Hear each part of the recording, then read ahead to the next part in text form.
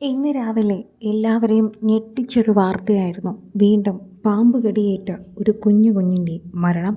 ഉറങ്ങിക്കിടന്ന കുഞ്ഞിനെ കട്ടിലിൽ വെച്ച് പാമ്പ് കടിക്കുന്നത് വളരെയധികം തന്നെ ദാരുണമായ സംഭവം എന്നല്ലാതെ എങ്ങനെയാണ് അതിനെ വിശദീകരിക്കേണ്ടതെന്ന് ഇപ്പോഴും പ്രേക്ഷകർക്ക് അറിയില്ല. ഇപ്പോഴിതാ 8 വയസ്സുകാരൻ്റെ മരണം വീണ്ടും എല്ലാവരെയും ഞെട്ടിച്ചിരിക്കുന്നു എന്ന് പറയാം. തിരുവനന്തപുരത്താണ് ഈ വാർത്ത പുറത്തു വന്നത്.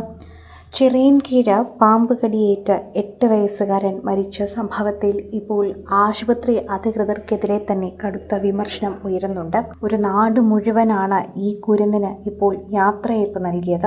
മൂങ്ങയാണോ കടിച്ചത് എന്ന് ചോദിച്ച് പരിഹസിച്ച ഡോക്ടർ പോലും ഒരക്ഷരം മിണ്ടാനാകാതെ നിൽക്കുകയാണ്. ഇപ്പോൾ പാമ്പ് കടിച്ചു എന്ന് വിശ്വസിക്കാൻ പോലും പലർക്കും പ്രയാസമായിരുന്നു. അങ്ങനെയായിരുന്നു അതിൻ്റെ ഒരു കടിയുടെ ക്ഷതം എന്ന് വേണമെങ്കിൽ പറയാം. ഗുരുതര ആരോപണങ്ങളുമായി എത്തുന്ന പലരും വീടിൻ്റെ അവസ്ഥ കൂടി പറയുന്നു. ഷീറ്റിട്ട വീടാണ്, അതോടൊപ്പം തന്നെ ഒരു ഭിത്തി ആ വീടിനില്ല. പാമ്പിന് അനായാസേന ഇവർ കിടക്കുന്ന മുറിയിലേക്ക് കടക്കാൻ സാധിക്കും. വളരെ പെട്ടെന്ന് തന്നെ ഇഴഞ്ഞു നീങ്ങാനും സാധിക്കും.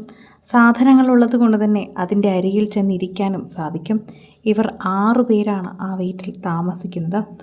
ആരും ഇത് കണ്ടില്ല എന്ന് പറയുന്നതും ആ പാമ്പ് ഈ കുരുന്നിൻ്റെ അടുത്ത് തന്നെ വരാനുമൊക്കെ ഉള്ളത് വിധിയാണോ അല്ലെങ്കിൽ അശ്രദ്ധയാണോ എന്ന് പോലും ആർക്കും വിശദീകരിക്കാനാകുന്നില്ല.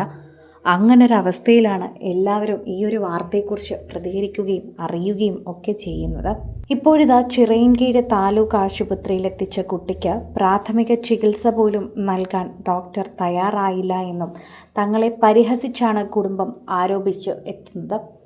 കാലിൽ എന്തോ കടിച്ചു എന്ന് പറഞ്ഞ് ആശുപത്രിയിലെത്തിച്ചപ്പോൾ മൂങ്ങയാണോ കടിച്ചതെന്ന് ചോദിച്ച് ജീവനക്കാർ തമാശ പറയുകയായിരുന്നു. വിഷം ഉള്ളിൽ ചെന്ന് വളരെയധികം വിഷയം നിസ്സാരമായി കാണുകയായിരുന്നു അവർ ചെയ്തത്.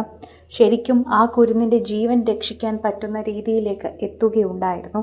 എന്നാൽ അതൊന്നും ചെയ്യാതെ ആ ആശുപത്രി അധികൃതർ അവിടെ നോക്കിക്കൊണ്ട് നിൽക്കുകയായിരുന്നു ചെയ്തത്. ശരിക്കും പറഞ്ഞാൽ എല്ലാവർക്കും അതൊരു വലിയ വേദനയായി തന്നെയാണ് മാറുന്നത്. എല്ലാവരും ഈ ഒരു വാർത്തയെക്കുറിച്ച് എങ്ങനെ പ്രതികരിക്കുന്നു? വീടിനുള്ളിൽ ഉറങ്ങിക്കിടന്ന 2ാം ക്ലാസ്സുകാരൻ ദീക്ഷലാണ് ഇന്ന് പുലർച്ചെ മരണപ്പെട്ടത്. ദീക്ഷലിന് യാത്രയയപ്പ് നൽകുമ്പോൾ അമ്മയ്ക്ക് ശരിക്കും പറഞ്ഞാൽ കണ്ണുപോലും നേരെ തുറക്കാൻ പറ്റുന്നുണ്ടായിരുന്നില്ല. അങ്ങനെ കരഞ്ഞു തളർന്ന ഒരവസ്ഥയായിരുന്നു. അതായിരുന്നു അവൻ്റെ അമ്മയുടെ അവസ്ഥ. ഏറ്റവും കൂടുതൽ ആളുകൾ ഈ ഒരു വാർത്തയെക്കുറിച്ച് അങ്ങനെ പ്രതികരിക്കുകയും എല്ലാവരുടെയും നൊമ്പരം രേഖപ്പെടുത്തുകയും ചെയ്യുന്നു.